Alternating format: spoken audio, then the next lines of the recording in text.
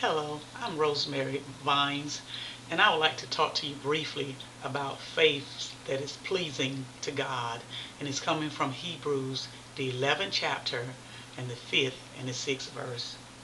By faith, Enoch was translated that he should not see death, but was not found because God had translated him. For before he had his translation, he had this testimony that he pleased God. Do we have a faith today that's pleasing to God? Or are we complaining every day? Are we looking at every negative side of our lives? Or are we trying to be optimistic? Or are we trying to be pessimistic? Do we have a faith that's pleasing to God? Or are we going around all the time looking on the downside of life?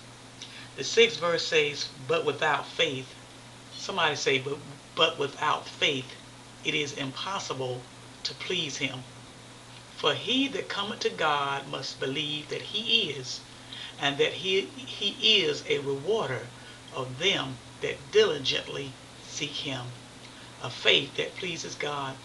Enoch walked with God 365 years, and then God took him. He did not see death. There were two men in the Bible that did not see death, that walked so close with God that God translated them, and that was Elijah and Enoch.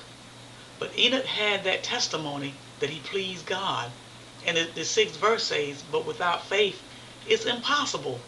You can't please him. We're just like a double-minded man that's unstable in all his ways when we don't trust God, when we don't stand on what he said. And sometimes it looks bleak, dark, dreary, and dim. But we must still have a faith that is pleasing to God. And the Hall of Fame, the Faith Hall of Fame, was so many patriarchs that stood the test of time, but they came out victorious because they had the faith in God. And Enoch was especially pinpointed in the scriptures because he had a faith that was pleasing to God. So are we walking today by faith, or are we walking by sight? This is Rosemary, another time with you, with a short word and food for thought to bless your soul.